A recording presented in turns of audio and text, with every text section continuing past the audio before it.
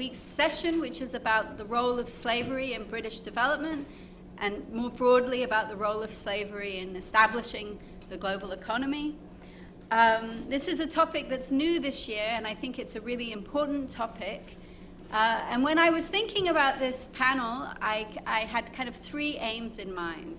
And the first is I wanted to draw attention to the kind of intellectual impact of the Black Lives Matter movement on knowledge production within this country. Because of those protests and because of the legacy of George Floyd's murder, we had a big momentum in this country towards investigating the kind of institutional legacies of slavery and colonialism within some British institutions, including the Bank of England, but also the National Trust, the Guardian, and a lot of universities. This kind of created little bits of money for historians to do research on the role of slavery in British capitalism and British mainstream institutions, but it also created quite a politicized environment for these historians. So they were working in quite difficult circumstances in some senses. And also many of them were on temporary contracts, so it was a moment of funding, but also a moment of kind of precarity for them as well. So because of their efforts and because of the protests and because of the historians involved, we do have some great research from that movement. And we also have a bit more public acknowledgement and public awareness of these issues within the UK. So one of the things I wanted to draw your attention to before we start is that Maya Bullen, who is our Events and Communications Officer, made this map, which includes various places where you can learn about the history of slavery within London and within the UK. It includes the Bank of England exhibition, which Jenny is going to talk about in her presentation. The second aim of this panel today is to get you guys to think about the global context of development. Every country, when it develops, there's a global history to that country's development. So British development didn't just happen because British capitalists and workers were kind of becoming more efficient and reinvesting in the British economy and driving industrialization. It happened because of the use of global resources through colonialism, through slavery, and through the creation of a kind of global context, a global system that benefited British commercial and political interests. So I kind of want us to use the case of Britain to think about that more broadly in the context of contemporary development. And the last thing I hope that this panel gets us to think about is the kind of historical legacies and path dependencies of that period, okay? How those kinds of inequalities have been reproduced over time, both in terms of the kind of advantages of formerly colonizing powers, as well as the disadvantages of formerly colonized powers. That when these new countries gained their independence in the 50s and 60s, it didn't necessarily mean economic independence, right? We're still in this very asymmetrical world. So we do have two wonderful guests to help us think about these things and discuss these things. We first have Jennifer Adams, who is the curator from the Bank of England. She is responsible both for the exhibitions and displays, but also overseeing the historical collections of the bank. She was formerly at the British Museum, and she was talking about how the British Museum was kind of investigating some of these links as early as 2007. And when she came to the bank, I don't know, when did you join the bank? 2010. 2010. There was a bit of institutional inertia. But obviously in 2020 it created this kind of moment for the bank to acknowledge these issues. And she's going to talk about the exhibition and sort of the public awareness and public reception of this exhibition. Then we have Bronwen Everill, who is a historian and the director of African Studies at the University of Cambridge.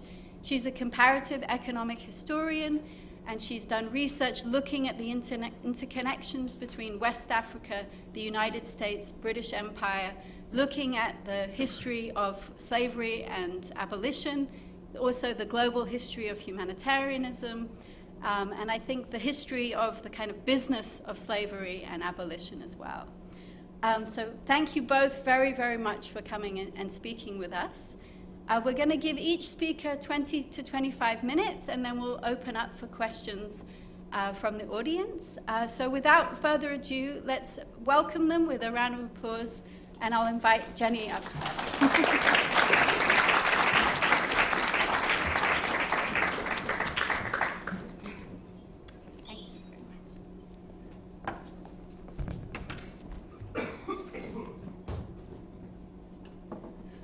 Thank you very much for that introduction, and thank you for having me here today. I'm going to talk about the context and development of the current exhibition at the Bank of England Museum, Slavery in the Bank, which outlines the links between the Bank of England and, by extension, the City of London and the British economy and transatlantic slavery. Now, essentially, this is a modified version of a talk that I give in gallery at least monthly. I've got some slides here to show what's in the museum. I'll give a bit of a background on why we embarked on this project and a quick overview of the exhibition itself and why this work will continue to be important for the Bank of England well beyond the run of this exhibition. We closed the exhibition on the 22nd of February, so there's still time to visit if you are able to make it to the Bank of England Museum. Now, the exhibition opens in April 22, but the work for it began a few years before that, in line with increasing work in the museum and academic sectors towards applying anti-colonial approaches to displays and storytelling. Now, this is a kind of response to the kind of work that was going on in other major institutions who were examining their own connections to transatlantic slavery, notably universities like Glasgow University in 2018, and several others since then, including Cambridge University. Looking into the sources of the money that had helped grow and benefit organisations over the years. Now, the Bank of England has a slightly different position in that it was handling the money itself. So in the past, the bank's stance had been that it had no direct connections to transatlantic slavery, whatever that means.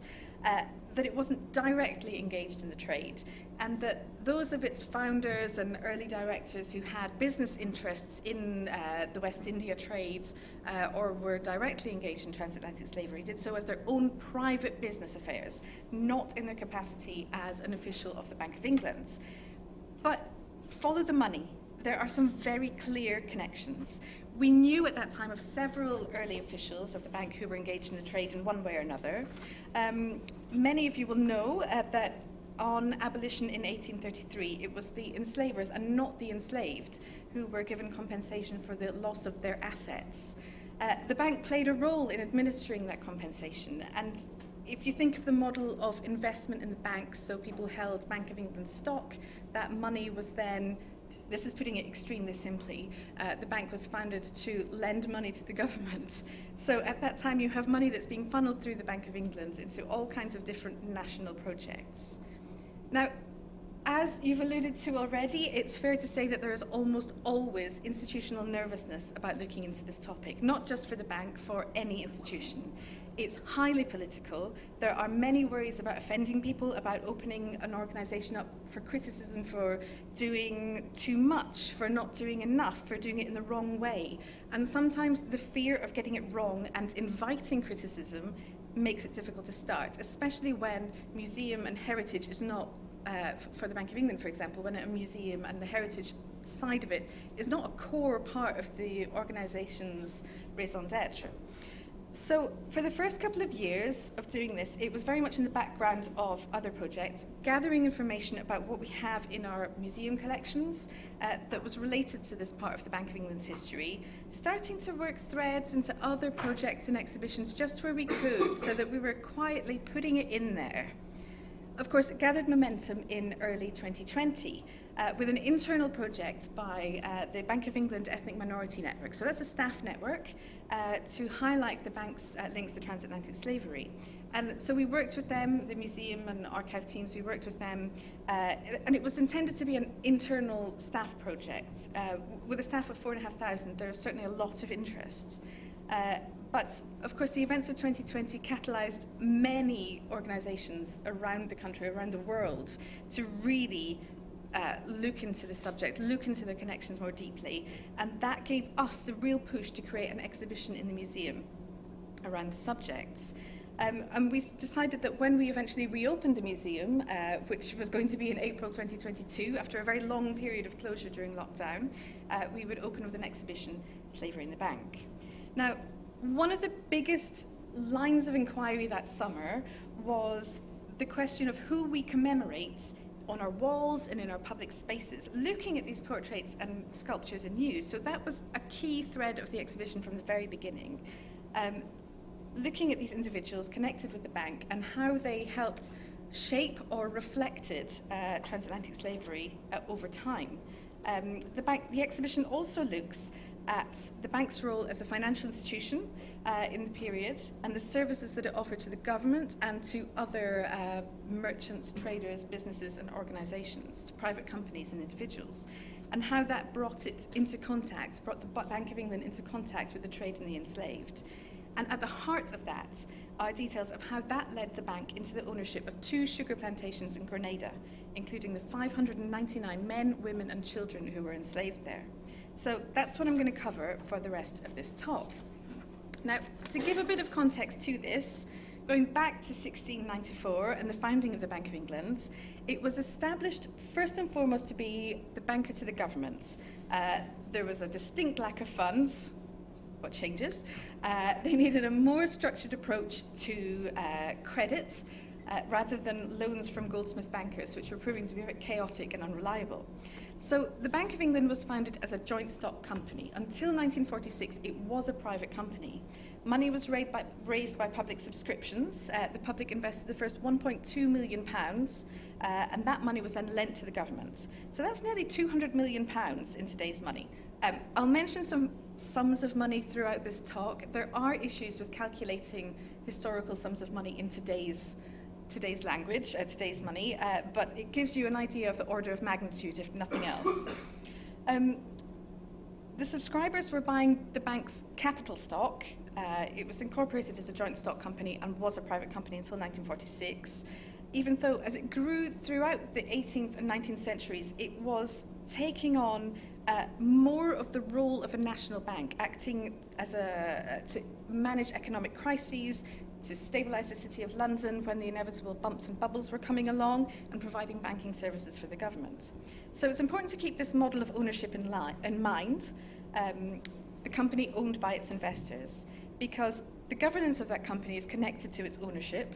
To qualify for election as a director of the bank, one had to have invested £2,000 in bank stock.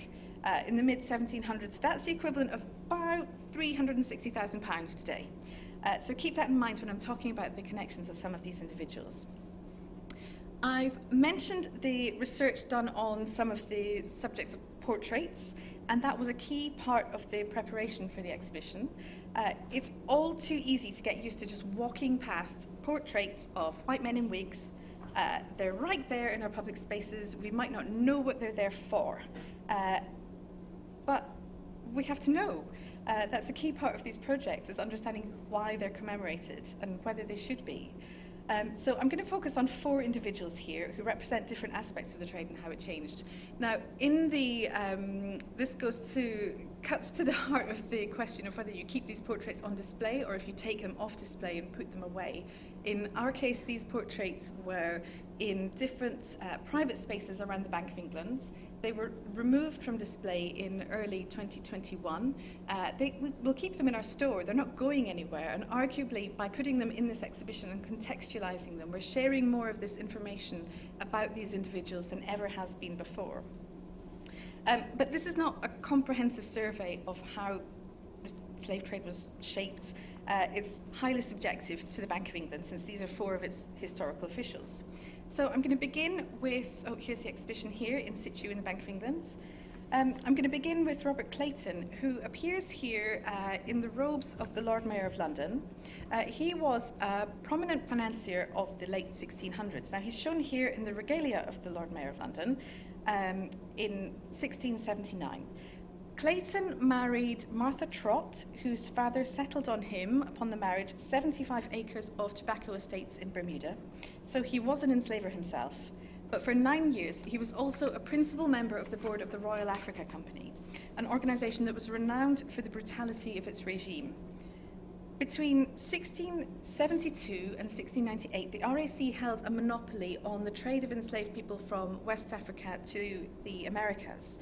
And in return, it was trading textiles, cowrie shells, which incidentally disrupted local economies across West Africa, copper, firearms from Europe.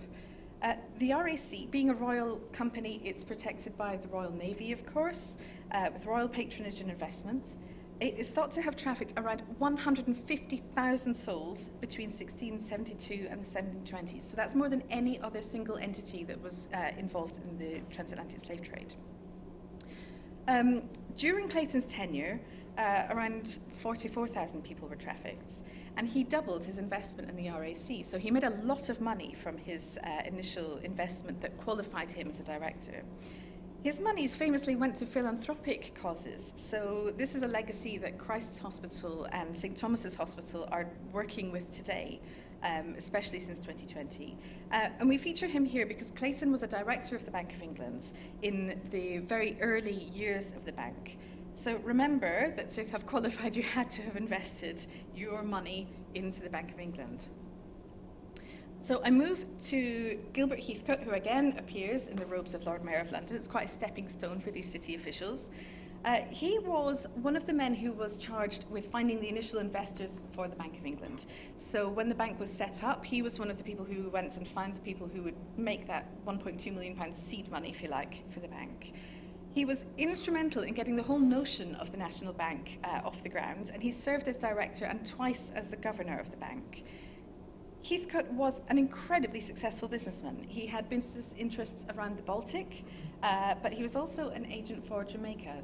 So he was dealing with remittances to and from the Caribbean, and a leading importer from Jamaica by the 1690s. He sponsored at least one slaving voyage. And in 1698, when the Royal Africa Company lost its monopoly on the transatlantic slave trade, in large part it was due to the lobbying of figures like Heathcote and others. The deregulation of the trades opened it up to any merchants who wanted to participate, and that led to a 300% increase in trading activity over the next 15 years. Not only did Heathcote serve as a commissioner for the bank, he was also a director for many years. So he would have invested a significant amount of money in the Bank of England. To qualify as election for governor, you had to invest about £4,000. Now, on his death, he was said to be the richest commoner in England and left an estate of £700,000. That's about £100 million today, and left £1,000 to charity. Now, philanthropy cannot possibly offset the debt caused by this kind of trade, but I think it famously, Alexander Pope satirized him for his meanness. I think it gives a measure of the man. So the opening up of the trade set the scene for figures like Humphrey Morris, who was renowned amongst his contemporaries, as well as named by his biographer, David Mitchell, as the Prince of Slavers. In the course of his career, his ships made 103 slaving voyages, trafficking around 30,000 enslaved people, more than any other individual merchant in London.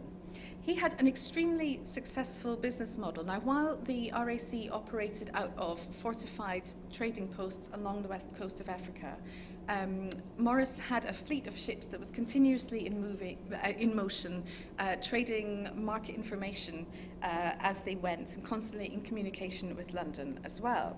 Now, the reason we know so much about Morris is that after his suspiciously precipitous death in 1731, it was discovered that his business was in fact failing, and in complete disarray, was being propped up by embezzlement from his daughters and also from the Bank of England. Now, Morris had been the director of the bank for many years, and he was the governor between 1727 and 1729. And during that time, he defrauded the bank of some £29,000. So in an attempt to claw back some of the money from his estate, the bank confiscated all of his business papers, including powers of attorney, logbooks, correspondence with the ship's captains, and altogether it gives a really revealing account of Morris's business, not just his business model, but how he was treating the enslaved in his in his operations. So, for example, he gives directives to his captains to allow people food and fresh water and allow them to exercise on the deck. This has nothing to do with regarding their humanity or looking after them as individuals. He's merely interested in keeping his investments in good shape until he can pass it on at the other side of the Atlantic. So again, it's a coldly brutal picture of the trade. But the papers remain at the Bank of England, the Morris papers, and they can be consulted by researchers at the Bank of England archive by appointment. Now, the last person I'll mention is William Manning, who was governor of the Bank of England from 1810 to 1812. Now, he was a West India merchant. He also inherited plantations in St. Croix. He was a financier, providing financial services for slave owners like mortgages and loans, an enslaver himself.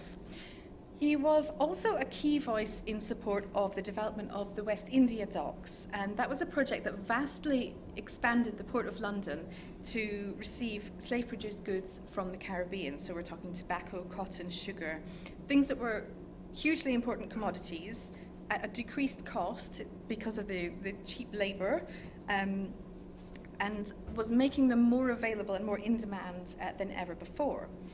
Manning was also, like a number of other Bank of England governors and officials of the time, he was an MP. He was thus a key voice in support of the trade in the House of Commons, lobbying to protect and expand the interests of transatlantic slavery at the highest level. So now is the time when I ask you to think about the timing of all of this, because this is it at the turn. West India docks opened in 1801. Yeah, sure, transatlantic slavery is legal at that point, but it's not so simple to say that this was just the business of the time. Sugar was one of the key drivers for demand for enslaved labour. As such, it had been the subject of consumer boycotts since the 1780s. Women may not have had to vote at that point, but they certainly, as household managers, they could exercise some economic power. The House of Commons debated in 1776 whether the slave trade was contrary to the laws of God and rights of men. And we see the impact of black abolitionists of the period. The movement for abolition is really building in this period. There was an active movement by the 1780s. 1792 saw the establishment of the Sierra Leone Company, still with the concept of emancipation there. But in this period, London is drastically expanding its capacity for slave-produced goods, shaping the city around its trade. And it's not just London either. It's not just the Port of London. Bristol, too, is shaped around the trade. And then from 1740, Liverpool begins to dominate in this period, in this area. Think of the sugar trade in Glasgow and the docks there. Then urban trade, urban centres like Manchester, famous for its cotton industry, but where does the cotton come from? It's coming from the Caribbean. Cotton from the Caribbean brought to Manchester, made into textiles, sold back to West Africa, from where the enslaved are brought to the Caribbean, then the sugar and the cotton back to London. That's a triangular trade right there. The country homes purchased from all of that money. They're all around the country. So, for example, think of the work done by the National Trust in the last few years to identify these stories and these threads. Think of a place like Bath. Yes, it's an ancient spa, but by the late 1700s, it's a playground for the wealthy of Bristol. So thus far, I've mostly spoken about individuals connected with the bank and the way that they illustrate various aspects of British involvement with transatlantic slavery. So an officer of the Royal Africa Company, someone who helped deregulate the trade, Morris, who as an individual profited hugely, Manning, inheriting wealth and property, and people as chattels, and lobbying for the trade at the highest levels. But what of the institution itself? Now, as officers of the Bank of England, they had invested significant amounts of their own money.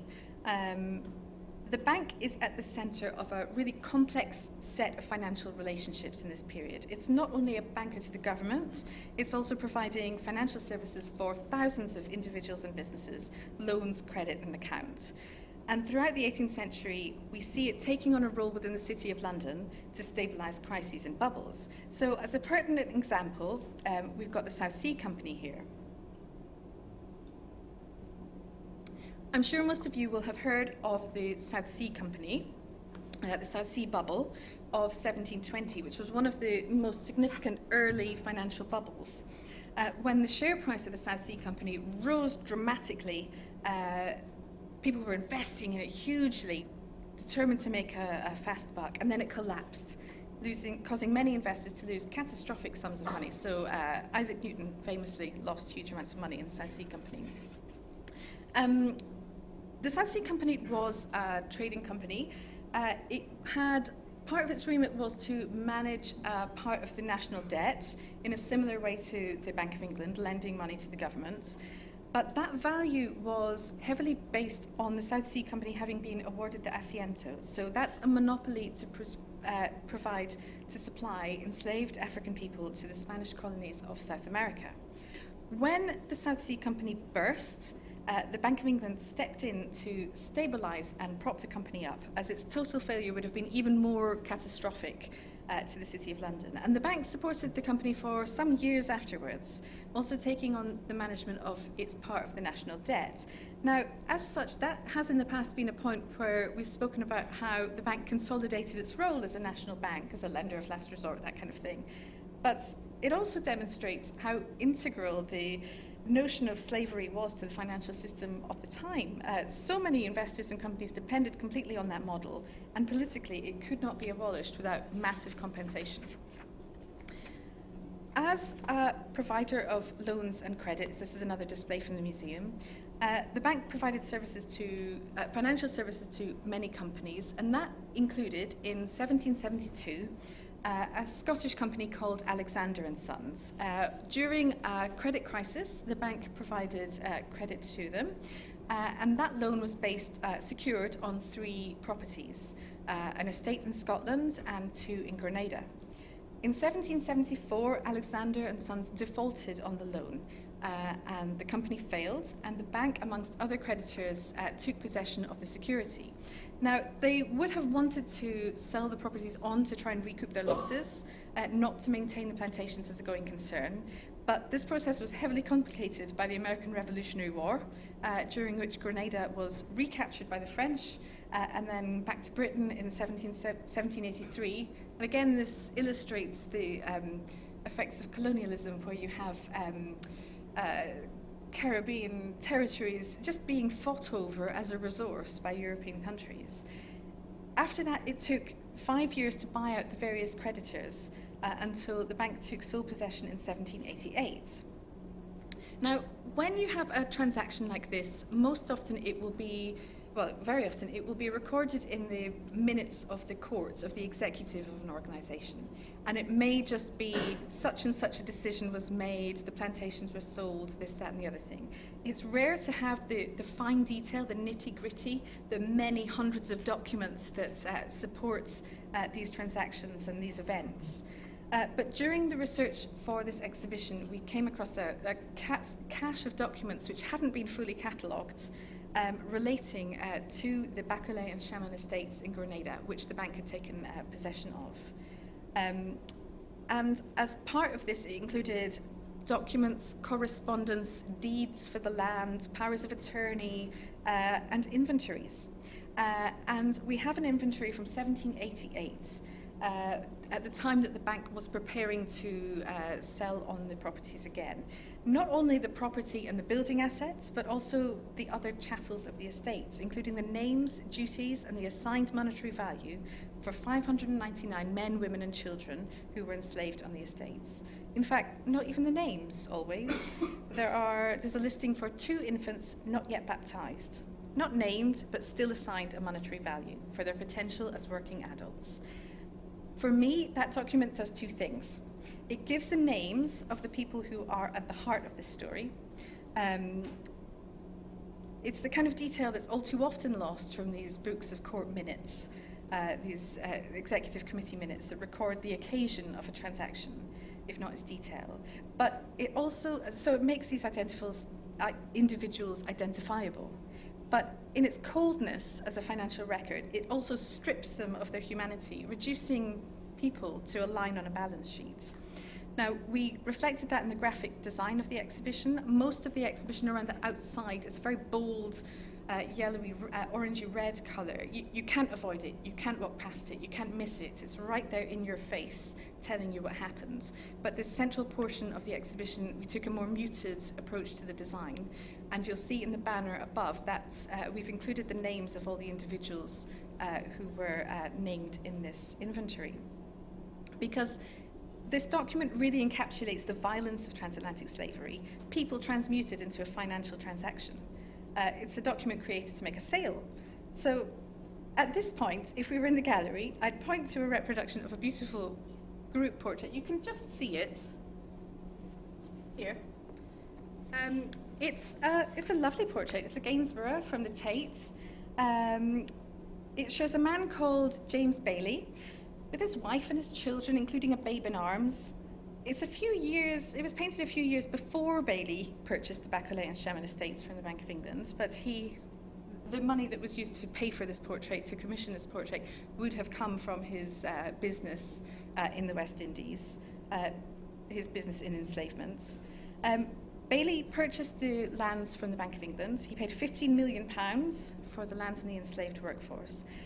But there is his legacy in that portrait, from his power and his profits, his children, his descendants. And then think again of that line in the inventory, infants not yet baptized. You can see it just up there.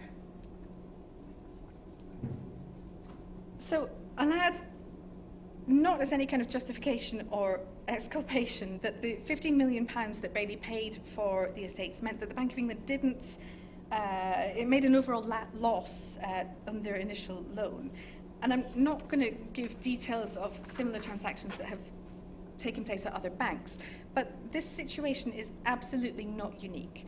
Lenders would frequently accept property as security of a loan. And if you look to the UCL's Legacies of British Slave Ownership database, you will see that many of those who were awarded compensation in 1833 were given so as mortgagees in possession. So that's the more technical description for the position that the bank found itself in.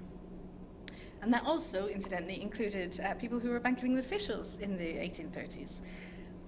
But throughout this period, from the 1600s to abolition in the 1830s, for hundreds of years, transatlantic slavery was a key contributor to the economy. The triangular trade shaped modern Britain from the growth of the early modern economy, the foundation of the economy that we have today, and we live with the racialized legacies of this today. It's evident in the streets around us, in the City of London, the names of the places, the Jamaica Wine Bar, West India Quay. We see this trade in plain sight, the streets that are named after prominent figures of enslavement. A last thought, the compensation given to the owners of the enslaved, that was the sum of £20 million. This was not money that the government of the time had just sitting around. It was nearly half of all the tax revenues of that year. Most of the money was raised as a loan from a consortium of financiers, and a quarter of that sum was given as a form of government stock, the 3.5% reduced annuities, that was administered by the Bank of England. The specific type of financial instrument used to administer that debt means that it wasn't fully paid off until 2015. So that means that taxes paid by the descendants of the enslaved effectively paid for that loan. Well, not effectively, they paid for that loan. They paid the enslavers for their own emancipation. So I've used up most of my time now, so I'll finish by saying that at the moment, there's compensation warrants and trading companies. I'll finish by saying that at the moment, as well as the exhibition itself, we also have a number of these orange intervention panels around the museum too, at areas where the narrative story of the history of the bank touches on the theme of the exhibition, but might have been a bit too tangential to include. So for example, the one on the right, we have a paper receipt. It's called, the very early days of paper money, of banknotes, as we think of them now, were essentially a form of receipt that goldsmith bankers would issue for money that had been deposited with them. It became easier to trade that receipt than to go and get the gold and then pass that on. So we had a number of goldsmiths' notes in the exhibition. They happened to be from a bank called Clayton and Morris. Remember him who I was speaking about at the beginning, Robert Clayton? And that was his bank. So these panels pick up on some of those threads. throughout the museum. Now, this exhibition is running until the 22nd of February, at which point, after nearly 2 years, it's going to be replaced with a new one, but it's not leaving the museum entirely. At the same time as we put the new exhibition in, we will also be updating a number of other spaces to make sure that this story is part of the permanent displays in the museum. We cannot let that fall out of institutional memory again. We'll be talking about the role of the early directors, the bank's ownership of the Grenada plantation, and also the bank's role in administering the compensation scheme. These things are too important to admit. Transatlantic slavery is not something that we can dismiss as a historical artifact, as a niche area of black history that doesn't touch on all of our lives, because it's a part of British history, and its legacies connect to many and varied aspects of our birth, our education, our employment, health, and financial lives. And it's hugely important for our institutions to recognize this. That's why we did this project in the first place. And I'm proud that we've been one of the first financial institutions to do so in this manner, with a public exhibition on the topic.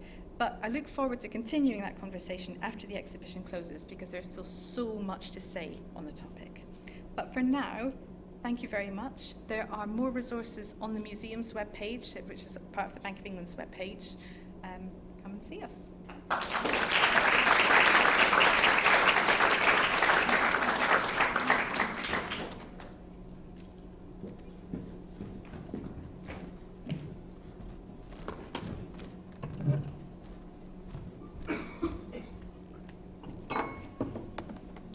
Someone wants to just, do a little wiggle.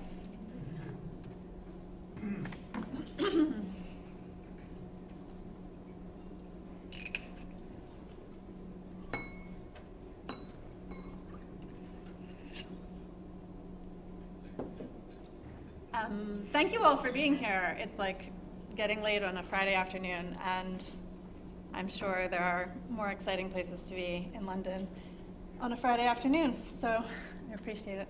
And thank you for the invitation to come and talk about my work on West Africa and its relationship to questions of slavery and economic development. So, historical slavery has largely been understood as a form of highly exploitative labor extraction embedded in a socially and often racially stratified society. But there are two other aspects of slavery beyond labor.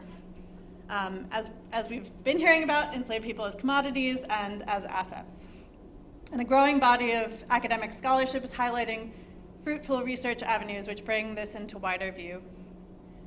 That enslaved people were simultaneously labor, commodities, and assets for the people who claimed to own them was crucial to the societies in which slavery was practiced, as research on, for instance, the development of credit networks in slave societies in the US South has shown. We still understand surprisingly little about the ways that slavery and the economic consequences of things like abolition contributed to development and underdevelopment in the global economy. So the most obvious function of slavery was as a system of labor. Around the world, enslaved people worked for others, creating value and doing work that their owners would not have to do, or which their owners could not find enough people to do cheaply enough for it to be worth it to them. Enslaved people were also a form of commodity. They were something that created value through its exchange. Middlemen and some middle women, as I'll talk about, made money from the sale of enslaved people and the ancillary services around that exchange. As the scale of slavery expanded, growing like other commodity trades, cotton, coal, oil, gold, from a luxury exclusive to a small number of extremely wealthy people to a necessary component of global production, more parts of the economy began to hinge on the slave trade. And slavery was also a system of investment. Enslaved people were people and they were also laborers, but what set them apart from other contract laborers was their function as an asset. Enslaved people around the Atlantic world were used as collateral for loans. They were mortgaged, and they could be hired out as an income stream, which could itself be collateralized. And this function eluded the abolitionists, who we'll talk about in a little bit. While the commodity role was the hardest to disentangle from the economy, the investment role was the hardest to disentangle from society, culture, and politics.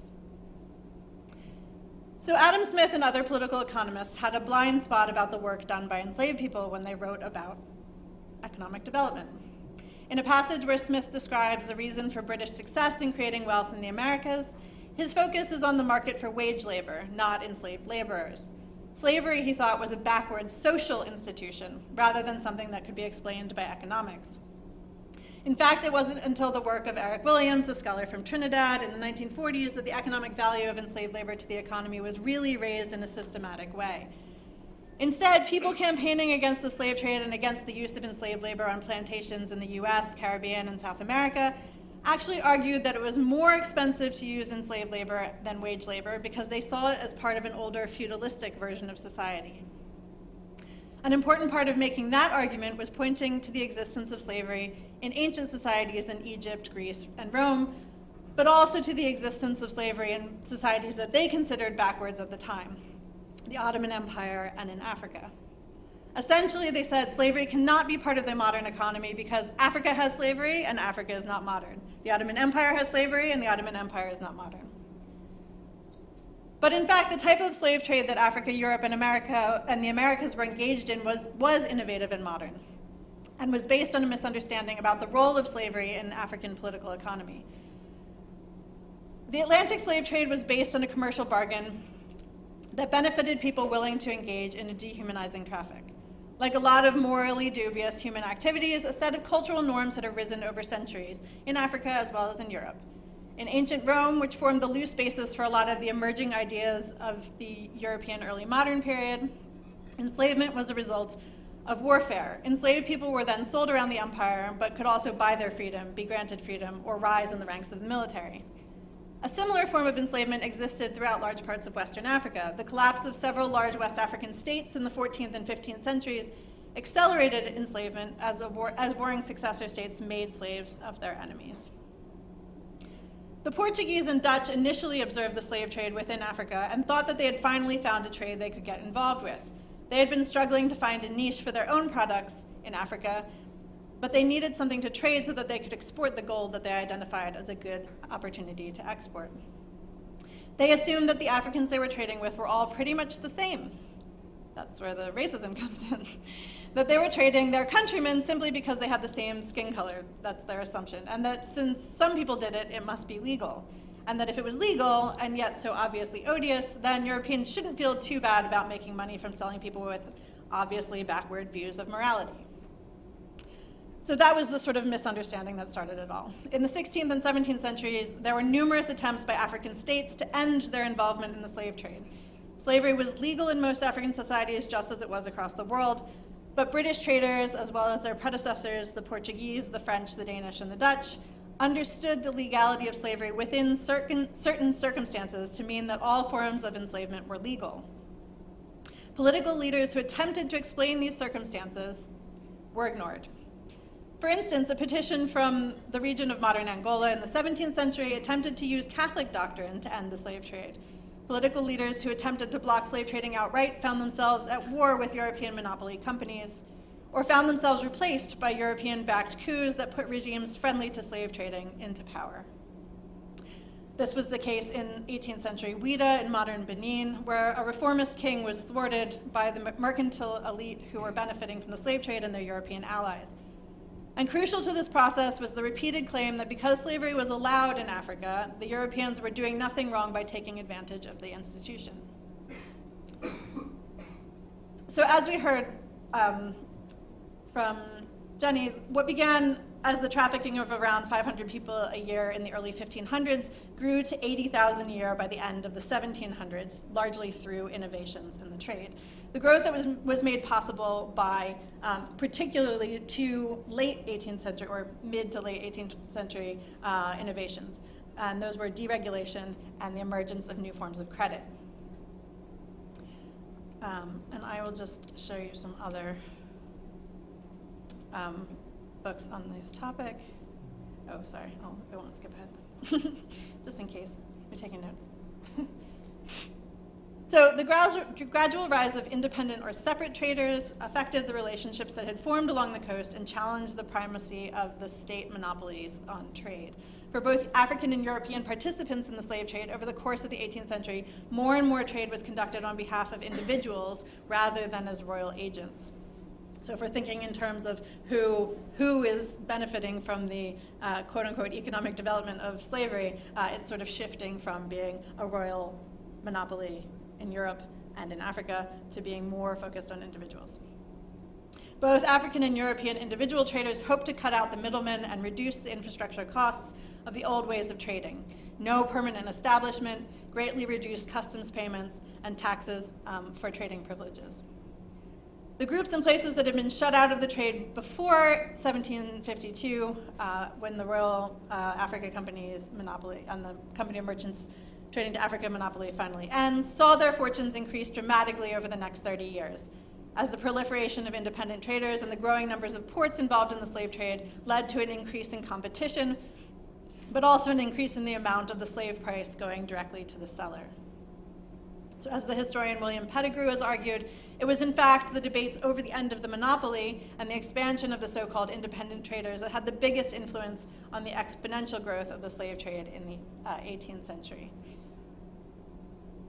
On the commercial side, the separate and independent traders were able to operate with much lower levels of investment. They did not need to build infrastructure. They relied on the Royal Africa Company and Company of Merchants Trading to Africa's existing infrastructure in terms of forts along the coast. And they had no intention of developing relationships with African leaders interested in expanding mining or commercial agriculture. Their capital could be raised on a per-voyage basis, especially by the end of the 18th century and into the 19th century. And they relied on a much more impersonal set of credit relationships than the Royal Africa Company had. Crucially, credit facilitated the purchase of enslaved people as assets. Investment assets that generated a return that could be used as collateral for other credit to invest in business ventures, send children to elite institutions, name buildings, buy land, buy bank shares. In order to support long-term and long-distance trade and to encourage the growth of slave sales in the Caribbean, especially, new forms of credit were created in the London market.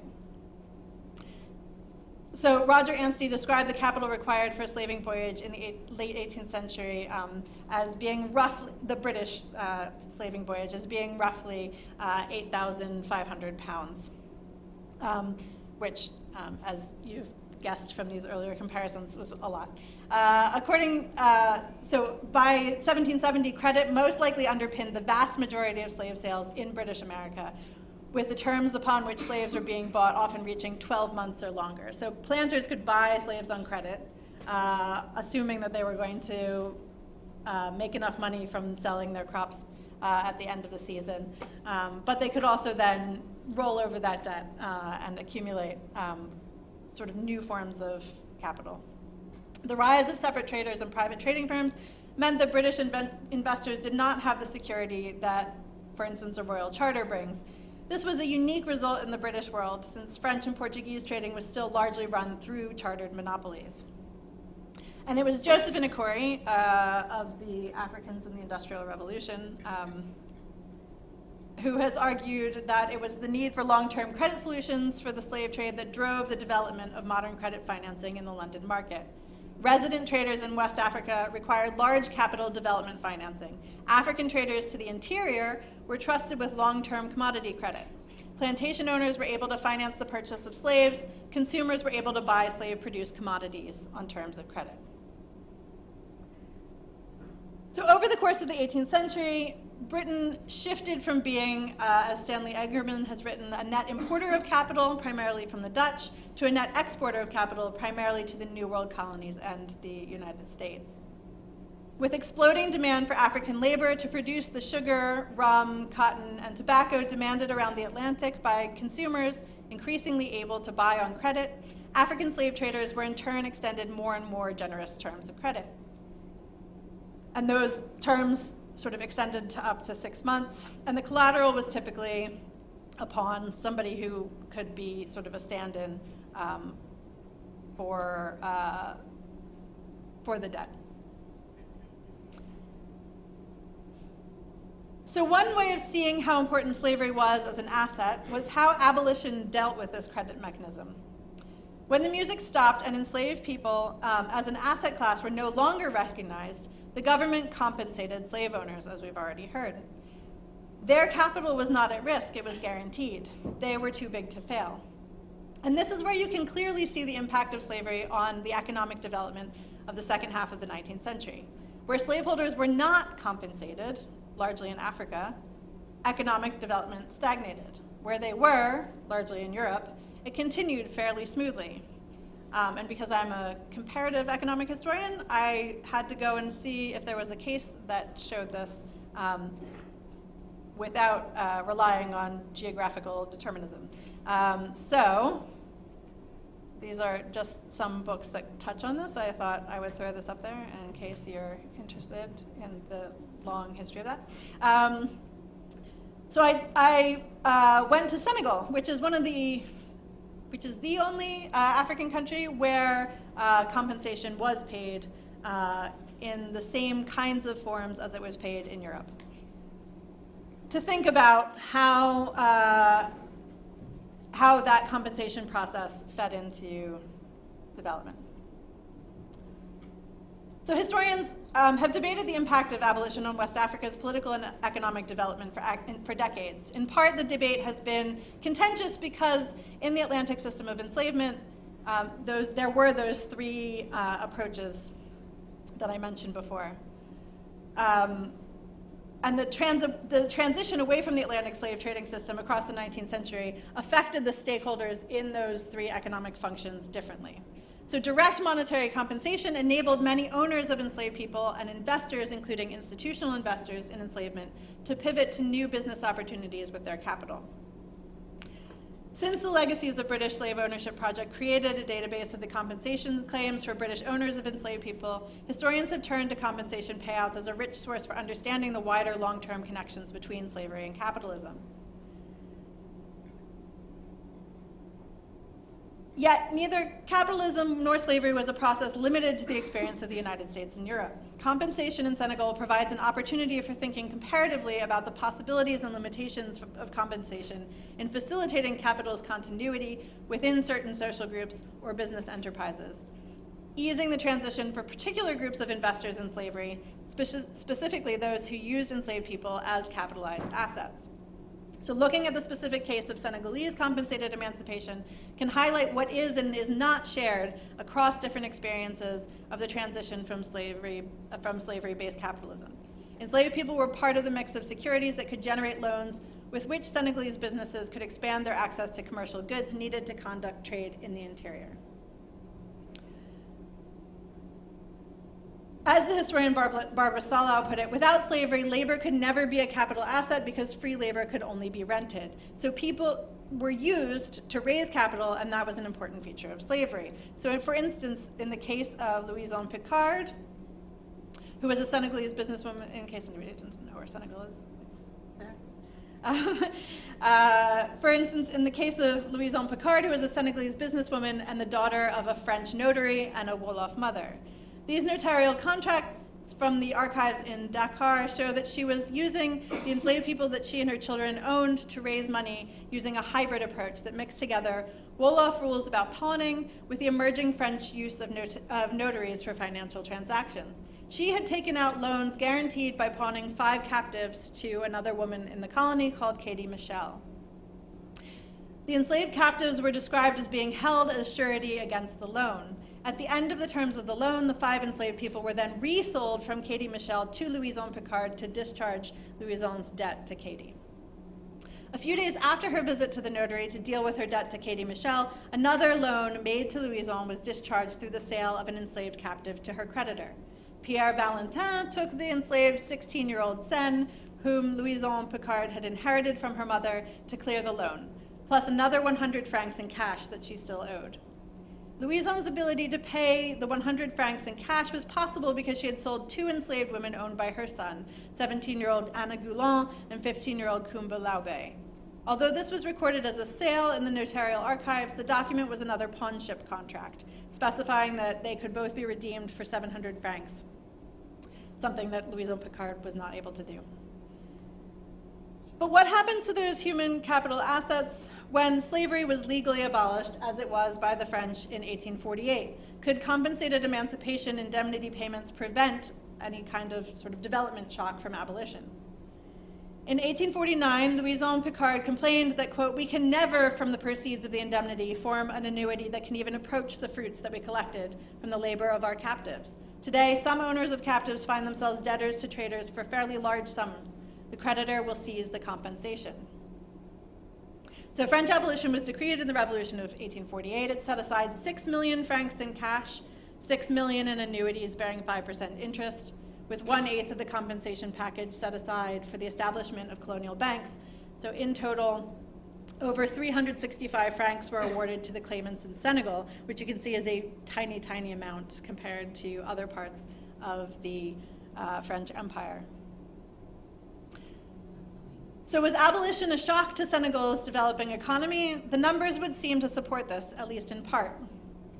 37% of the claimants had identifiably Senegalese names, and these claimants greatly outnumbered the European names in claiming zero compensation because they had transferred their claims in the interest of debt repayment. Similarly, men were better represented amongst the very high compensation payments, while only one woman fell into that category, suggesting that men were able to buy up more of the debtors' claims at a discount or that they were awarded titles based on the reassignment of debt. But as was the case for the French slaveholders who were indemnified, in Senegal's case, compensated emancipation allowed some capitalists to withstand the shock. 1/3 of the people included in a list of notables published in the Moniteur du Sénégal et d'Indépendance in 1858 were compensation claimants. Their combined compensation claims amounted to more than 157,000 francs. And with those assets, they had become or continued to be landlords, landowners, traders, dealers, merchants, work supervisors, mayoral deputies, and property managers as they were listed in the newspaper. Louison's extended family claimed over 6,000 francs. Her son, Pierre Panet, turned up as a representative acting on behalf of an heiress in a civil claim in the 1870s. Her nephew was the famous Senegalese explorer Léopold Panet, who went to work as a groundnut merchant for the French firm of Morel et Prom. Marie-Thérèse Panet continued to own property in Gorée, which, judging from the sales in her neighborhood, was valued at between 2,000 and 5,000 francs. And she rented out rooms to her formerly enslaved workers, who had nowhere else to sell their labor, and who worried that moving to the mainland beyond French rule, they would risk re-enslavement. In urban Senegal, labor as a capital asset was replaced by investment in urban property because rental income from real estate replaced the income streams from hiring out enslaved workers. With nowhere else to live, formerly enslaved laborers in Saint Louis or Gorée were forced to live with their former owners and pay them rent. And that's a picture of Gorée. So what were the consequences for capital? When the legal acts that ended slavery included compensation, they entrenched an economic elite. But they also created some economic development, in quotes, as people reinvested in brick factories or in commodity exports or in education of their children. These cases of compensated emancipation in Africa are extremely rare. The norm was to just abolish it and hope that people ran away from their owners. What's called in the literature the slow death of slavery. So for people interested in the frontiers of development economics, I think this leads to a useful set of questions to turn to. Did the replacement of enslaved people with other forms of capital exacerbate inequality within states as well as between them? What specific kinds of economic development were facilitated by slavery as a capital asset?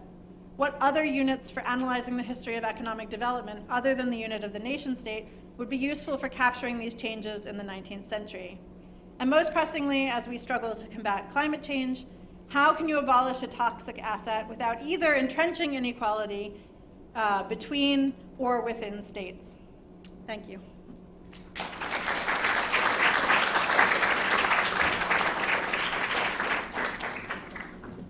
Do you want to join us?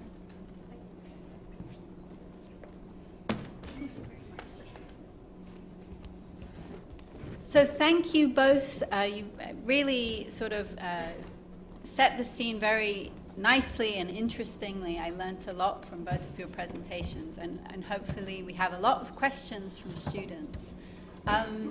So does anybody have any questions or comments? Yes. So we have one question down here. And again, if you're upstairs and you want to ask a question, you have to come downstairs. Okay. Hi, thanks. Tom Henry, very interesting presentations to both of you. I have a question for Bronwen, Everill. Go for it. On the, yeah, okay, perfect. So you said we should think about other units of evaluation rather than the nation state, and I would love if you could maybe give some examples, or maybe one example of that. Oh, that was a provocation for you guys to come up with the answer for that. Well, I mean, I think the sort of like the most obvious and much gone over one is probably class rather than, you know, nationality, right? So if you're thinking about who benefits from slavery, is it useful to think about like, oh, you know, Britain benefits from slavery, or oh, Senegal benefits from slavery, when in fact, like, some people in Senegal benefit from slavery, many people in Senegal do not benefit from slavery. Some people in Britain benefit a lot from slavery, many people, probably more than in Senegal, but like, if we're thinking about the compensation process as sort of reflecting how people were able to use their investment in slavery to have a like longer term legacy. In cases like in the interior of Sierra Leone, where compensation is not paid, the sort of impacts of abolition are very different from in cases like in Senegal or France or Britain. And so thinking about how you trace those like longer term development legacies, you know, sure, it's really obvious that some of the people involved with the Bank of England made it big and had sort of successive generations live off of that. But in places where you can see specifically how the money comes in and how it goes back out again through that compensation process, I think it does raise questions about like how to think across about the like category of people who are invested in the slave trade more broadly as a transatlantic group in a time when nation states are like less important than they are now. So if you're thinking about like the legacies today, how does that translate to the units that were important at the time? Okay, I'm going to take a few questions at the same time. I'm seeing no ladies, so if any lady puts up their hand, they'll be immediately put to the front of the queue. But we have a gentleman here in a white turtleneck. Hi. Hi. First, I just want to thank you for like the very interesting, informative presentations. I have one question for each of the presenters, if that's okay. So first, I'm thinking like it's definitely very critical to examine the records, the history of these institutions to see how they benefited, so like how they were involved in these very inhumane processes. But also, I'm thinking about what does it actually tell us about today?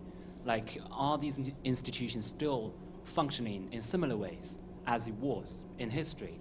Like, because there was a discussion about this green colonialism happening in like in North Africa, how like companies from the global north are appropriating people's lands for, you know, green transitioning, like taking their lands to like, you know, be like solar panels, stuff like that. I'm just wondering, like, it's important to look at history, and how does that sort of link back to the current functioning of these institutions? Is there also similar concern about what's going on right now as much as what happened in history? And also my second question is about the issue of justice in this compensation, the whole thing. How do we think about justice?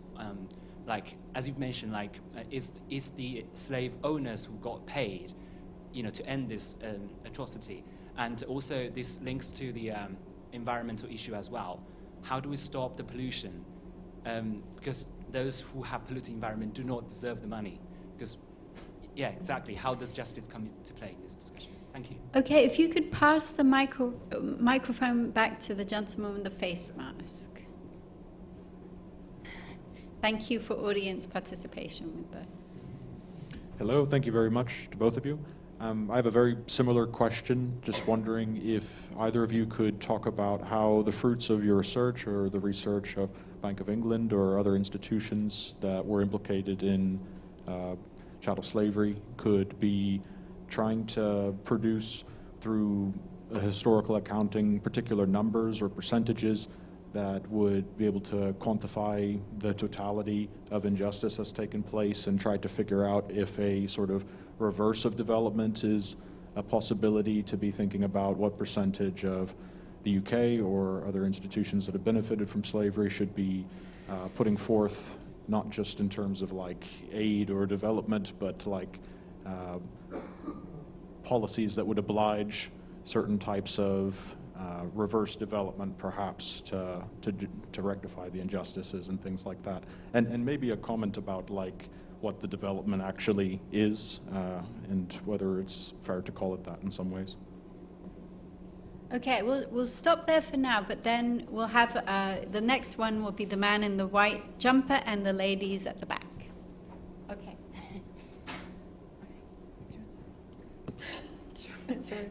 In terms of the issue of justice, yeah. So I mean, this is a tricky one because I think you would agree with me that like, and for sure many researchers on the sort of economics of slavery do, that the point isn't to point fingers at specific individuals. More so, it's to say like these are specific examples of people who did benefit in a system that lots of people benefited from, right? And in small ways, like one of the greatest things about the Legacies of Enslavement website, which you can use, it's run out of UCL, is seeing like all the like people who had like tiny little annuities, right? Like just like normal, like people who had probably even no sense that their pension was coming from slavery, right? And they, their pension's coming from slavery, and then they get compensation, and now their pension is coming from compensation, right? So like, the like classic like little old lady who's just like living off of her 10-pound annuity a year or whatever. That is the situation for all of us right now with fossil fuels, right? We all benefit from them. So to say like, oh, like BP, Shell, whoever, oh, this is going on the internet, this is gonna get me in trouble. Various people, I don't know, are benefiting, have benefited, have polluted, and they should be punished. That's all of us. We've all polluted. We've all benefited from it. That is like the whole way that like capitalism, economic development has worked for the past 100 years is through that pollution, right? And so I think it's more about thinking about like, I mean, the reason to reflect on that side of it, I guess, from my perspective, is to think like, we can't just point fingers, because pointing fingers is not, I mean, we can point fingers, and we probably should, but that can't be the extent of it, right? Because we all have to recognize that, like, pension funds now are invested in Shell or BP or many other things. Or, the green transition, if it's going to work, is going to have to work within the capitalist model, which is going to be extractive, right? So it's like you were saying, like if people are going to be investing in wind farms instead, or investing in, solar panels or whatever, like that, in order to do it at the scale that we're expecting to continue our lives exactly as they are, like the slaveholders were continuing their lives with that compensation, then we have to think about what it is that we're trading by being able to continue those lives, I guess. I think that sums it up really well. From the perspective of an organisation like the Bank of England, for example, we started the project so that we could work out what the situation was, where these connections were, try to identify them, and really so that we knew, so that it hadn't just drifted out of institutional memory. So, for example, Humphrey Morris, who the one who'd embezzled the money from the bank. These 4 portraits that I showed you, 3 of them had been on display around the bank. Morris had not, but I suspect it's more because of the embezzlement than because of the slavery. It's so that we know these connections, and we're not just drifting. We're better informed, and we can assess the extent of that involvement. When it comes to, this is moving on to the next question actually, when it comes to identifying not just the involvement of these notable figureheads of the organisation, but investments in the organisation as a whole, all the people who invested in bank stock or invested in a particular kind of fund that was run through the Bank of England. I don't know if you've ever seen any of the ledgers. Go follow the museum's social media streams and you'll see some of the archive stuff that they put out, including some of the photos and videos of handling bank ledgers. They are absolutely colossal. All these massive books from the 1800s, tiny copper plate writing of all the transactions. It is a huge amount of work to track that kind of information.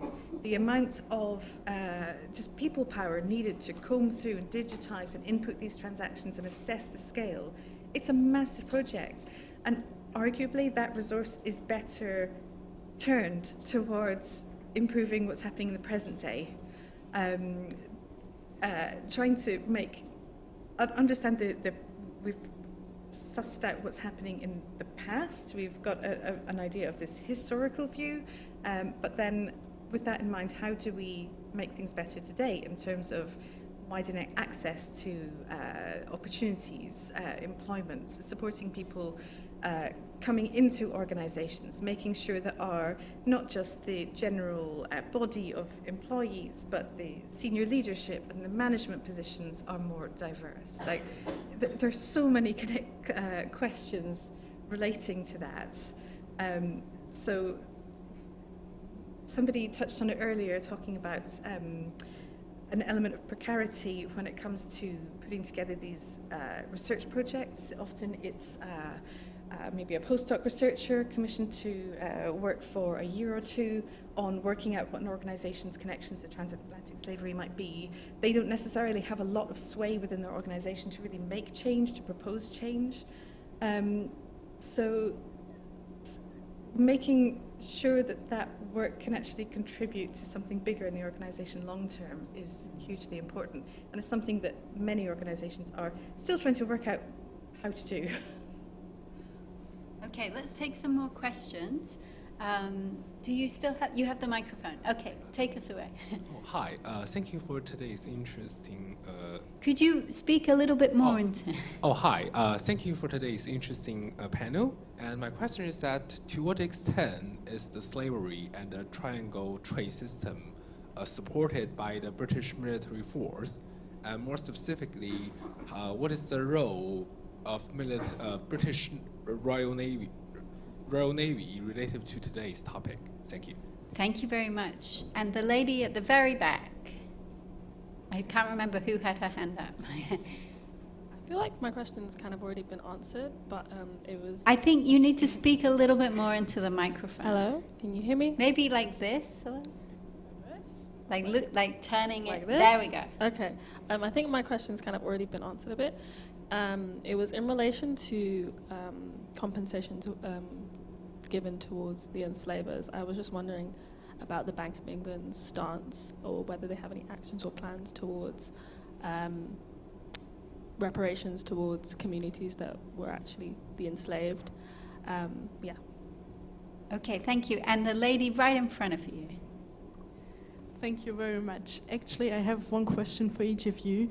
I think at one point you mentioned that the payment of debts continued of the descendants till 2015, and that the investigation started already in 2007. And it was underlined that it was already in 2007, so I wondered whether there was any attempt in between to stop those payments. That was actually at the British Museum, I think. I said. 2007 was the... let me get my centuries right, the bicentenary of the abolition of the slave trade. So there's an exhibition took place in 2007 at the British Museum about that. Okay, but the question still remains the same, whether there was the attempt to stop this payment of debts. And then towards what you've said, actually, you were pointing that it was about the individuals, and not about pointing towards the individuals, but much more about a structural thing. Like, we have all polluted, so it's a general thing. But then at the same time, you were saying that some people in Britain have benefited and some in Senegal. Isn't that a problem as well, to kind of reproduce this notion of it's all of us, instead of clearly locating especially monetary and material recognition in Europe? Thank you. Okay. I don't know who wants to go. These are very difficult questions for you both. Should we start with the Royal Navy? I was just going to say, in terms of the payment of compensation, like that was paid at the time, right? So then the debt that was being paid up until 2015 was to the... That was how, yeah. That wasn't being paid to... So they had, the compensation had gone to the slaveholders in 1838. Yeah. In 1833, in order to pay the compensation to the owners of the enslaved, there was essentially a loan of £20 million was created. And that loan was, to put it very simply, was only paid off in 2015. So all the tax monies over the century is going to pay it off. By taxpayers, yes. Yeah. If you were living here, then you paid for the slavery. Yeah. Yeah. And descendants of the enslaved will have contributed to that as well through their tax monies. So. The Royal Navy. Can I ask supplementary? Given your work on Senegal, abolition, did that make some places go into depression? Or, I mean, you looked at individuals, but was there an overall effect on the society of the loss of capital? So, Yeah, so this actually goes back to the question that I didn't answer about development. Yeah, so this has been a big question in West African history, is like about the crisis of adaptation. So the slave trade is abolished sort of in 1807, 1808. And the people and states that had made money through slave trading suffered. And so the question of economic development is sort of where are you counting economic development? So is it, if elites are able to, so in the case of, some West African states, if they're able to tax the slave trade and then use those taxes to develop their cities or whatever, the same way that you're getting, the development of ports in Manchester and Glasgow, the building of roads, the global connections are being facilitated by this, increasing consumer goods are coming into the country. When that ends, does it cause what is called a crisis of adaptation, where there's sort of political chaos, right? So those people lost control of the slave trade, and sort of lose political power because they have lost their economic base, and so there are pockets of wars that result from that. And so it's a big sort of subject of West African historiography, is like, do those kinds of wars create the opening for Europeans to come in and colonize? Yeah, and it really depends on the place, and its level of investment in the slave trade. And I would emphasize, I guess, that like what I'm interested in, that is a whole field of research, and there's a lot written about it. What I'm interested in is there are lots of places where actually people, like states, were not involved in the slave trade in West Africa, and thinking about how actually the abolition of the slave trade creates opportunities for those states that had not been involved in the slave trade to sort of seize on new trading opportunities created by legitimate commerce. So thinking about African abolitionists, not just always thinking about European abolitionists. Europe imposing abolition. Yes, it imposed abolition, and yes, there were losers from that in terms of development and state capacity and stuff. But also, there were plenty of people in Africa who were looking to abolish slavery, and this offered a really good opportunity as well. Sorry, that was a lot for me. So there was a question about the role of the Royal Navy. Sorry, who did that come from you? Well, essentially the Navy is, this is not my specialist area, but the Navy would have been protecting British trade interests. So it would have been protecting British trade vessels, Royal Africa Company vessels, merchant trading vessels as well. So throughout the period, but then equally as after abolition, it would have been working to prevent slaving voyages as well. So essentially the Navy is working to protect whatever the law says is right at the time. That too can be quite a political thing because the Navy is a very fond part of life for many people, and discussing that aspect can become quite heated quite quickly.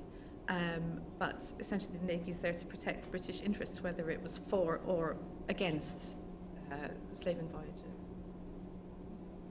And there was the question about the compensation of the enslaved and reparations. Yeah. So the compensation was awarded. There've been a couple of questions about that. That was awarded after 1833. The question of whether compensation should have gone to the enslaved or can now be given. Essentially, that's a question of reparations. That's not something that I can really make a statement about.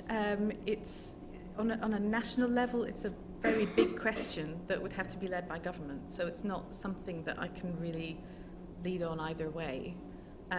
But whatever happens for individual organizations, institutions, families who benefited, who made fortunes from slavery or inherited the wealth of that, that would have to be a matter for the individual organization,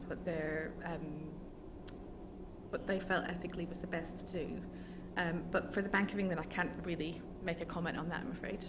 Sorry, that's a really evasive non-answer. I appreciate it's very unsatisfactory, but it's the only one I can give. And just to, in case you haven't seen, there's the recently Laura Trevelyan has been working with CARICOM to try to get families who know that they're descended from the compensation payees to work with CARICOM on these questions of reparations at an individual family level. So it's worth looking into. In terms of collective guilt versus individual guilt, yeah, I just think it's weird to do it at a national level when nation states now are made up of large groups of people who come from the places that were colonized. And so to talk about it, to say like Britain is guilty, I feel like says something about who is not British within the British state. And I don't think that that's particularly where we want to be going, considering the levels of ethno-nationalism that are being fomented at the moment. So I think we have to think carefully about assigning national guilt. Not that we can't do it, but we just have to be careful when we say things like Britain did this, that we're not saying, you know, black people aren't British or something, you know, which you know, ultimately plenty of people, I think, on the ethno-nationalist side would be willing to embrace. So just being specific, I think, is good, but also recognizing that at the time, abolitionists were telling everybody, if you eat this sugar, you are participating in the slave trade. People knew at the time their own sort of like little parts of the way that they were benefiting. The same way that we know the little parts of the ways that we benefit from having cobalt in our phones or whatever. Like, you know, we all know that like we're swimming in capitalism and that it is not great, but like thinking about how to get outside of the fishbowl is not easy either. And there are big sharks in there, and there are little minnows. Okay, so let's take some more questions. Let's start at the back, Maya, right here. And then you had your hand up from pretty early. Okay. Hi, good evening. Thank you for the talk. So my question is, now that we're more aware of like... Maybe if you could speak into... Yeah. Okay. Now that we're more aware of like Britain's part or like slavery in connection to like British development, what efforts are we making to like not repeat that in a way where people are talking about the rise of new colonialism and how some, for lack of a better word, some black people are still finding it very difficult to integrate into the British economy because of things like racism? Okay, thank you. And the gentleman here with the blue hoodie. Thanks. I was wondering, to what extent do you think that the abolition of slavery was facilitated by, economic reasons rather than moral or humanitarian ones? And then we'll come to James Putzel, but I see you guys as well.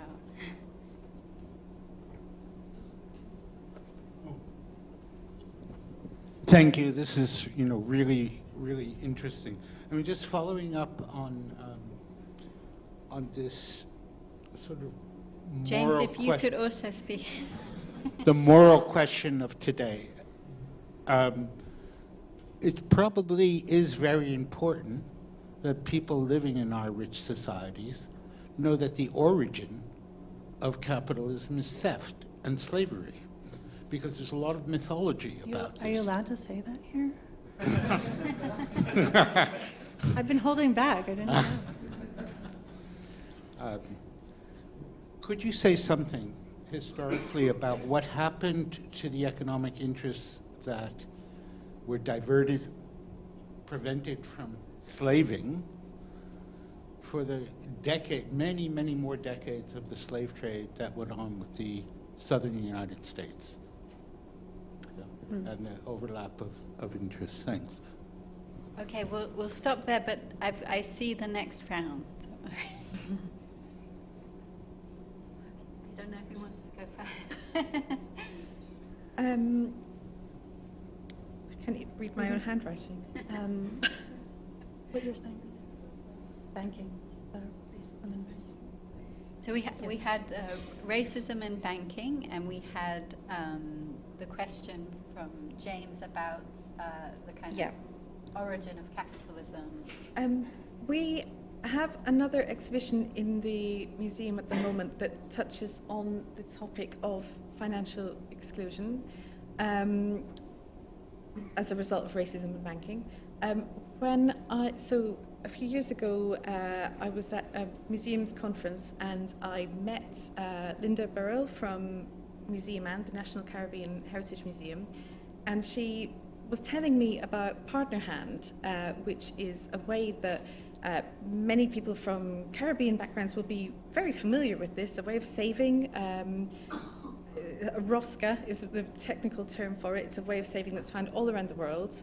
And it really grew in popularity in Britain after the Windrush generation because of racism within banking and the refusal of financial services to people who had come and had been invited to Britain to help rebuild after the Second World War, and yet were refused credit, refused bank accounts because, you haven't been here long enough, or you don't earn enough.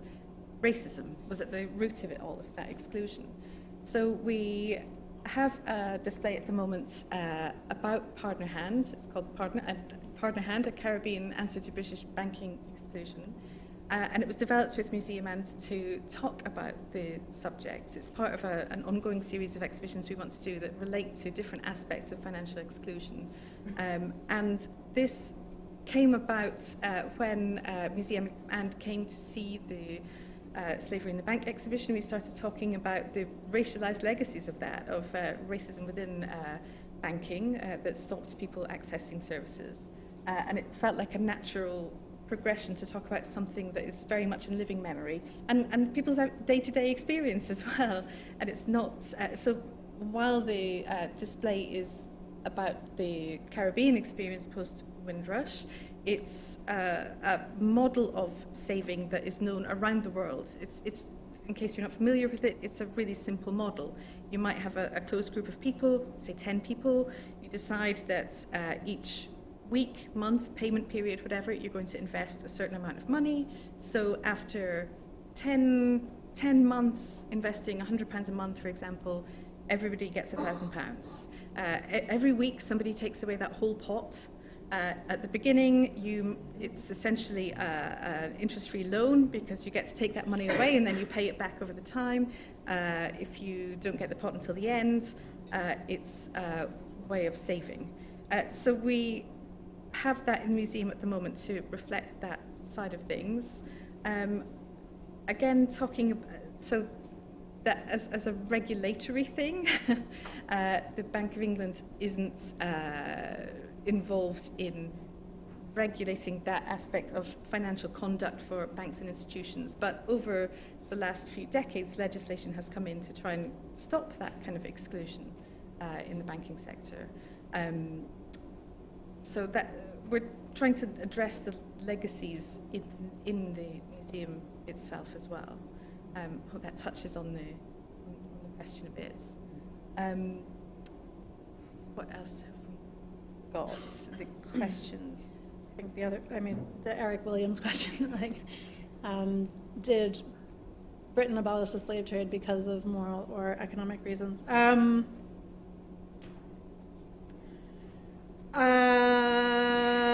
Yes. I'm not going to be able to answer that. I mean, I think the best way to think about it again is probably an analogy, right? So, like, if somebody comes up to you and is like, you should turn off your lights when you're not in your, house or your apartment or whatever, it'll save you a lot of money and it'll help save the planet. Are they doing it for economic reasons, or are they doing it for, moral in terms of like ethical, saving the planet kind of reasons, right? And I think what makes this a particularly hard question when it comes to abolition is that's exactly the same kind of argument that they were using. They were trying to make an economic case because it was an economic thing, and they were trying to make a moral case because it was a moral thing, right? And so they try to do both at the same time, which makes it almost impossible as a historian to disentangle what they really meant or what individuals who, joined the cause were doing it for. I wrote a book about like abolitionist businesses that were trying to like use business to try to like get people to say like, look, you can make a lot of money doing abolition too. Like, I know slavery was really, profitable, but you can make a lot of money in abolition. But they're, whether they're doing that purely from a profit motive or purely from an purely from a moral motive is much harder to disentangle. And then you get to the level of the British state, and like basically the British state is at war with France, and it's a convenient reason to board a bunch of French ships, I think, but there's a lot of moral suasion going on as well. And in terms of, I can't remember what your question was, James. The South. Yeah, perpetuation of trade. So actually, the U.S. abolishes the U.S. like does a lot wrong, but it does abolish the slave trade at the same time as Britain abolishes the slave trade. In terms of the transatlantic slave trade, I should also say that the intra-Caribbean trade continues. The trade within the South continues. It is actually, Virginia and Maryland slave owners who are vehemently opposed to reopening the transatlantic slave trade in the 1850s because they are the ones who are making all of the money from selling slaves to Louisiana and Arkansas and Alabama and Texas. So, sorry, what was the question for it? Was just like, how does it continue? Yeah, that's right. How does to recognize that it was a century more than Yeah. Of course, slavery continues for ages. And I mean, also interesting is that because there is a civil war, Southern slaveholders are not compensated, which of course makes them furious, because there is this British precedent and there is this French precedent.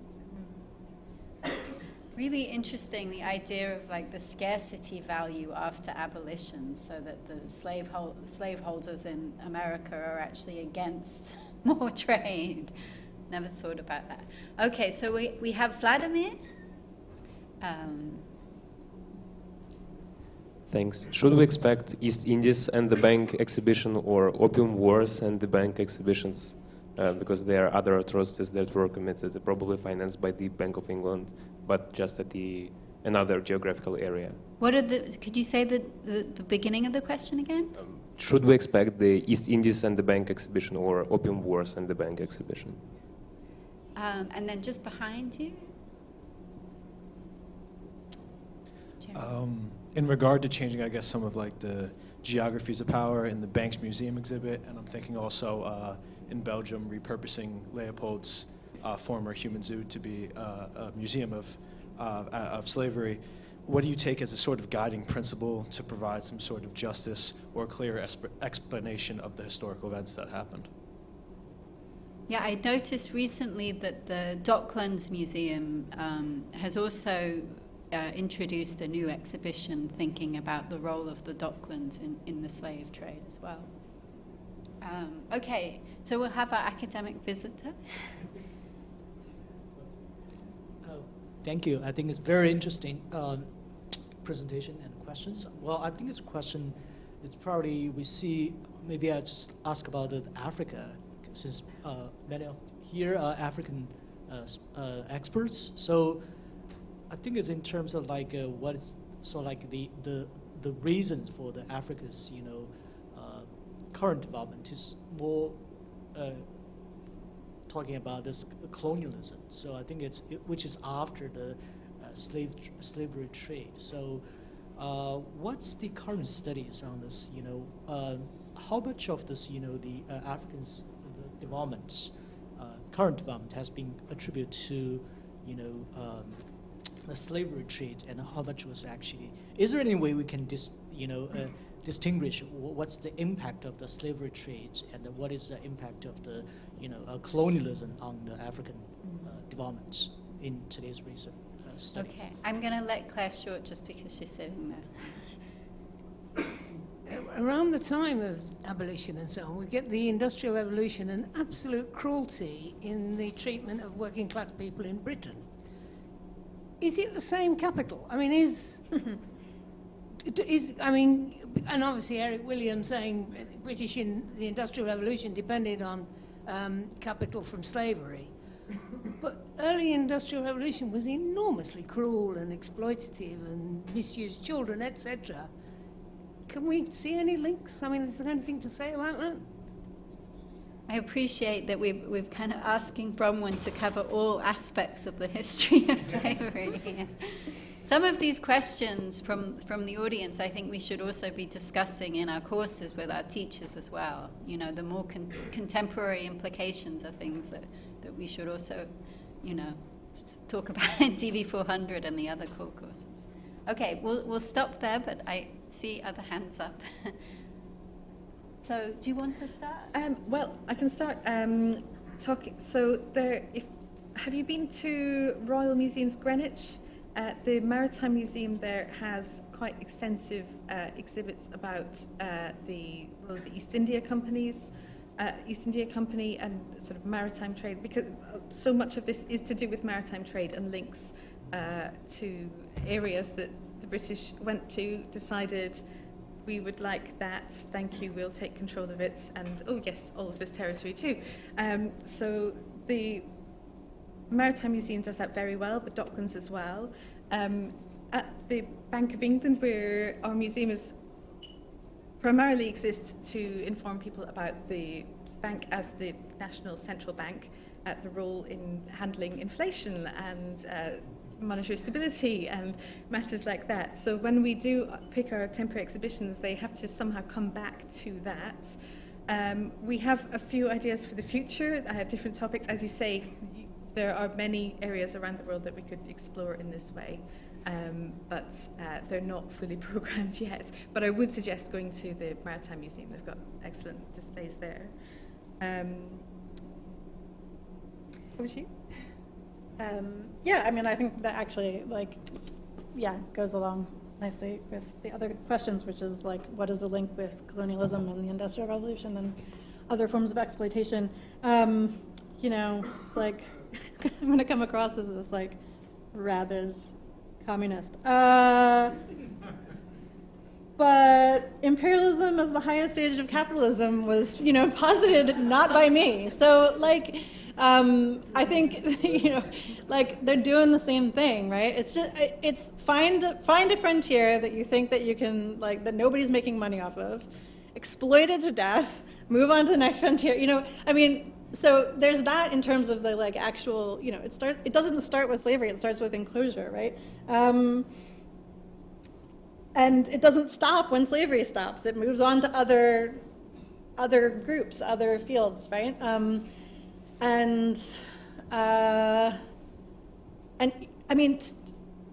there are several moments in the like 18th and 19th century when people start to recognize that, right? That they say like, oh, we did that slavery thing and now it's coming for us, right? Like, oh, we need to either reinforce it and make people as slaves a much more defined class, so to protect ourselves from falling into that category, which is what they do in the U.S. South, as we were talking about before, or and that's like a sort of racial definition, right? That's saying like, well, I'll be protected from that exploitation by virtue of being white, or whatever.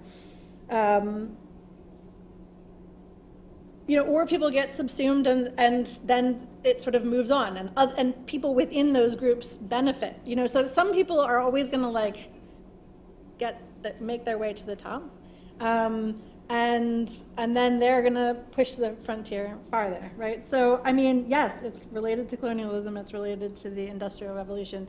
I would say that there has been a tendency not in scholarship, but possibly in like popular understandings, that like it's slavery, colonialism, African poverty, right? Like that is the natural path, and that was always going to be the path, and slavery naturally goes to colonialism. And I would just say that's not the case. The slave trade is very bad for a lot of people in Africa, but it is not a situation in which Africa, apart from some specific places, particularly in West Central Africa, it is not a situation in which like African leaders are losing power, right? So the slave trade is bad for people, but it is not necessarily bad for states or for elite individuals. Colonialism is really bad for states and elite individuals. It's also bad for other people. And so, there is that progression again. So some people who benefited get absorbed by virtue of the expanding idea that, by virtue of race, you are an underclass or whatever. Okay, thank you. So do we have I know there was a question with the gentleman with the rather jazzy top. That's a compliment too. Thank you. So this is hopefully more of a fun. Oh. No. I'm signaling to others if they have questions to put their hands up. Hopefully this is more of a fun question. It might not be though. You mentioned the Carolinas, and that reminded me of that TV show about what's his face, Steed, pirate captain. And I was wondering if you could speak to the relationship between piracy, pirate settlements, the collapse of underground economy, and slavery.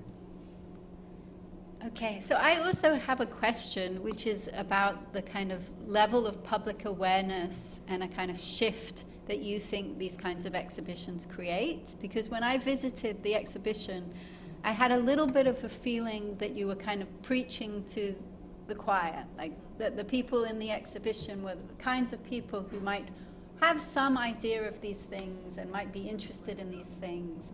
And I'm wondering whether you have a sense that this exhibition has brought in people who hadn't been aware of these kinds of things, whether you think this exhibition and other exhibitions like it might be changing broader British public awareness and opinion. So when we think about things like reparations, that the public view of that might shift. I know that's a very difficult question to answer, but I'm curious about whether there is any, things to track that you collect as a museum. So yes, I'll answer your question first. We do evaluation for our temporary exhibitions, our permanent exhibitions. We do surveys of visitors who are coming in. We speak to people, we find out how they heard about the museum, the exhibition, and why they visited. And we certainly are seeing a much more diverse range of visitors than we ever have before, because people are coming because there's something that interests them. And sure, if you're more likely to visit an exhibition on this topic if you are already interested in the topic. But people will only become interested if you do it in the first place. If people see something on social media, something in the news, some article catches their attention, some advertising. We ran advertising campaigns on transport networks, for example. So part of the whole rationale of doing an exhibition like this is to put the information out there. It's in the museum, it's online, the resources will all be available in perpetuity even after the exhibition goes. There are further areas of research happening with the archive team and external researchers as well. So yeah, people will visit if they already have an interest. How about schools? But schools, yep, there is a schools resource that we developed along with the Economist Educational Foundation. So that is a resource to help teach the topic in schools. It's been part of the curriculum since 2007, but it's difficult and people are wary of teaching something that they don't know about or don't have a route in to teach about. So that was another reason for creating the resource, to give teachers something to work with as well. It's not the only one, of course, but it's something that we could do to get the information out there. So like any museum, any topic, any piece of research, you do it, you put it out there, you publicize it as best as you can, and you hope that further down the line that is going to contribute to a greater awareness and help inform the conversations that come after it. As a museum team, we can't answer big questions of social inequality or reparations or some of these intensely political things, but we can put the historical aspect out there in a way that hasn't been done before. So that's part of the discussion. Yeah. In terms of piracy, I don't really know much about the very early period. I do know, however, that at the time when they're thinking about legislating against the slave trade, they're also thinking about legislating against as legislating piracy as a sort of thing that you can, attack, right? So they're thinking like, oh, well, if we have this piracy legislation, we can sort of co-opt that to be applicable to the slave trade. So like, can we designate slave traders as pirates? Do they need to be like a separate category, or can we just roll it all under the same kinds of legislation? And one of the reasons that they're doing that is, of course, because of the North African pirates, who are like a big catalyst for how people are thinking about the slave trade as a bad thing. If European merchants are getting enslaved, maybe slavery isn't such a good idea. But they know that those are pirates. So is what they're doing piracy as well? So it just sort of gets wrapped into that same kind of discourse. And then there are lots of international meetings about whether they should be prosecuted as the international piracy codes or whatever. Okay, well, as there aren't any more questions, I think we will stop here, but there is one little, is it a little question? Okay. I should have said speak now. So I'm just still interested in like the in justice, as in, would it be beneficial to think about these issues in terms of social class, as in because we talk about national guilt. But obviously, as you mentioned, not everybody benefited or lost in the same way. But why do we not? If you look at the inequality level within this country or globally, it is very clear what is the top 1%, and why don't we start from there? Because surely they benefited the most. Yeah, I mean, there's some really good stuff that I'm not involved with, but I've read about like tax havens and stuff as a good place to start from that perspective. But yeah, I don't know. I think it's really easy to think in terms of nation-state units because you can kind of personify them. You can think like, oh, like you can give them characters and motivations and internationally they sort of interact with each other like people, and so it's easy to like imagine how the global system works if you have these units, because like we're people and we like to think about, we like personify animals and stuff. Of course, we're going to personify nation states. But I think that's I just don't think that's the whole answer, because I think that it doesn't get at the complex ways that capitalism actually works. It's some of the way that capitalism works. Sure, Britain is a lot richer than Ghana, which is where a lot of the enslaved people that Britain was enslaving were coming from. And so in a very crude way, it's very easy to see yes, this place benefited and that place didn't. And so we could stop there. That's fine. But from a historian's perspective, I'm just never satisfied with that as the answer, right? It's more complicated than that. I'm realizing we're putting the whole of the weights of the world onto your shoulders as a historian. So thank you for bearing that weight. As I said, these are things that we should also bring into our classes, as well. So I just want to thank you both immensely for coming and talking to us on this Friday afternoon. I mean, the conversation has gone in so many different directions, from the climate, from the origins of capitalism, to the role of kind of knowledge in society and the role of politics in making certain knowledge and certain issues come to the surface. So you've really treated us to a wonderful discussion. So let's thank them both for their time and their expertise.